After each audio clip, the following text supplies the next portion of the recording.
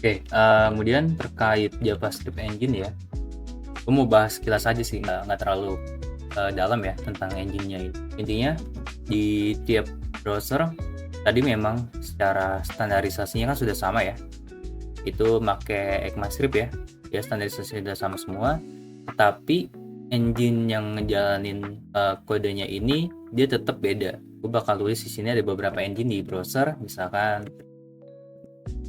itu dipakai sama Node dan Chrome ya, Node.js sama Node. Terus ada SpiderMonkey itu buatan Mozilla pakai sama Firefox. Terus ada JavaScript Core itu dia dibuat langsung sama Apple atau buatan Apple, pakai di Safari ya, Safari dan semua browser di iOS. Standarisasinya nih udah sama nih, cuman engine-nya jadi tetap masing, engine-nya tetap sendiri. Jadi tiap browser engine-nya beda-beda. Kalau di Chrome sama Node itu dipakai V8, kalau di Firefox dia pakai SpiderMonkey, terus kalau di iOS dia pakai JavaScript. Terus juga dari yang gue cari ya, dari yang gue explore itu ternyata SpiderMonkey ini yang dari Firefox itu adalah engine JS pertama yang pernah ada dan dibuat langsung sama orang yang nyiptain JS-nya. Jadi gini, SpiderMonkey ini dia itu engine JS pertama yang ada, diciptain langsung sama yang buat JavaScript-nya sendiri, kalau SpiderMonkey. Nah jadi gue bahas sekilas ya tentang engine-nya. Terus dampaknya apa gitu? Tadi kan standarisasinya udah sama ya, ada satu ya, tapi mesin yang ngejalanin JavaScript ini beda. Nah dampaknya itu secara behavior sih, dampaknya itu kalau secara behavior dia sama, cuma secara performance nah dia yang berbeda, secara performa ini beda. Cuman buat ngerasain perbedaannya mungkin nggak terlalu berasa kali ya, karena tipis secara perbedaannya. Tapi teman-teman bisa coba sendiri ya secara performa, baik di Chrome atau di Firefox atau di iOS. Nah, oke, selanjutnya setelah JavaScript Engine, gue pengen ngebahas tentang Web API di sini. Nah, mungkin teman-teman udah familiar juga ya sama beberapa sintak kode di JavaScript, misal alert, terus ada console log dan fetch. Nah itu adalah sintaks yang berasal dari Web API. Jadi sintak kayak tadi yang gue sebut, terus ada fetch dan lain-lainnya, itu adalah contoh kode dari Web API. Maksudnya gimana? Nah maksudnya tuh itu adalah kode atau sintak yang disediakan oleh lingkungan, baik dari browser ataupun dari Node.js-nya. Jadi kalau secara definisi itu, secara definisi ini adalah WPP ini adalah sintak yang disediakan oleh lingkungan JS, yaitu dimana bisa browser atau di Node.js. Nah, jadi kalau misalkan kode yang disediain sama lingkungan dari browser, yaitu dia bakal bisa jalan lingkungan Node.js. Nah makanya kalau misalkan alert itu, nah kan alert kan itu dia dari alert itu kan lingkungan browser ya, lingkungan browser. Nah ini dia kalau dijalankan di lingkungan Node.js.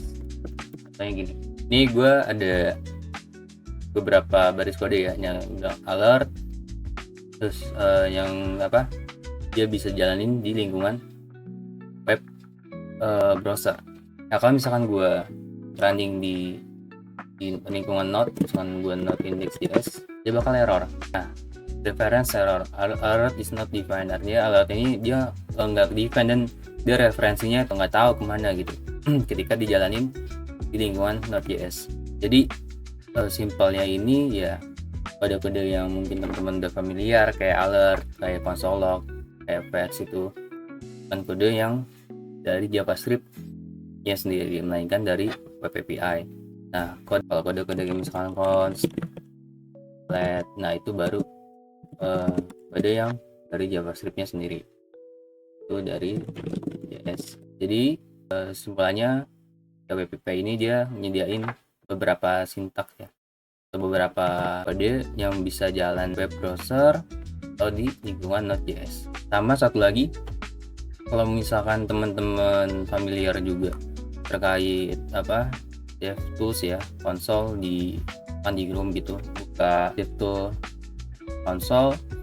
Nah itu saran gue sih jangan dijadiin patokan gitu ya, persen soal behaviornya, karena konsol itu didesain buat kenyamanan developer. Kayak konsol ini DevTools jangan dijadiin patokan persen soal behavior ya, karena konsol itu dirancang buat kenyamanan developer. Jadi ya dia lebih, tanda kutip, lebih pemaaf lah cara behavior, gak terlalu ketat lah. Jadi dia kalau pengen jalanin kode atau running style JS yang mungkin lebih advance, nah itu langsung aja dijalanin di filenya gitu. Oke, nah ini tentang web API. Dan terakhir gue akan ngebahas tentang ini, paradigma di JavaScript. Seperti bahasa pada umumnya ya, JavaScript juga menganut sistem beberapa paradigma. Nah di sini ada multi paradigma. Apa aja paradigmanya? Pertama itu adalah prosedural. Terus paradigma yang kedua itu adalah fungsional, dan paradigma yang ketiga itu adalah object oriented. Di JavaScript bisa menggunakan beberapa paradigma dengan menyesuaikan kebutuhan dari project. Kalau sekiranya memang projectnya lebih cocok menggunakan object oriented ya JavaScript dukung hal tersebut. Kalau misalkan lebih cocok atau lebih better menggunakan fungsional ya JavaScript juga bisa mendukung tersebut. Jadi balik lagi ya, disesuaikan paradigmanya dengan kebutuhannya masing-masing. Nah contoh ini paradigma tadi ya, skinnya belum ganti ya. Ini paradigma, tentang paradigma ini ada prosedural, ada fungsional, ada object oriented. Nah kalau misalkan prosedural lo kayak gini, jadi terus kalau misalkan object oriented ya biasalah dipakai kelas ya, contohnya seperti ini. Kalau fungsional digunakan fungsi seperti itu. Kalau prosedural ya dia berurutan lah dari logiknya dari atas gitu ya, prosedural. Nah kalau misalkan object oriented jadi menggunakan kelas, menggunakan objek, dan sifat pada OOP pada umumnya. Kalau misalkan fungsional ini fungsional menggunakan fungsi untuk melakukan sebuah langkah ya buat penyelesaian. Jadi JavaScript ini dukung multi paradigma. Jadi selain prosedural dia juga bisa fungsional, dan dia juga bisa object oriented dan menyesuaikan dengan kebutuhannya masing-masing. Oke, jadi terkait di pertemuan pertama ini ya gue udah ngebahas tentang sejarahnya tadi, dan tentang ECMAScript dan JDK 9, kemudian ada JavaScript engine juga, ini juga ya, terus sejarah udah, ini juga udah, dan paradigma juga udah. Tadi ada tambahan tentang ini tadi tentang web API. Nah jadi itu yang gua bisa sampaikan di pertemuan pertama. Kalau misalkan ada yang kurang jelas ya kalian bisa tanya ya di kolom komentar. Oke, kurang lebih itu aja yang bisa gue sampaikan. See you next time.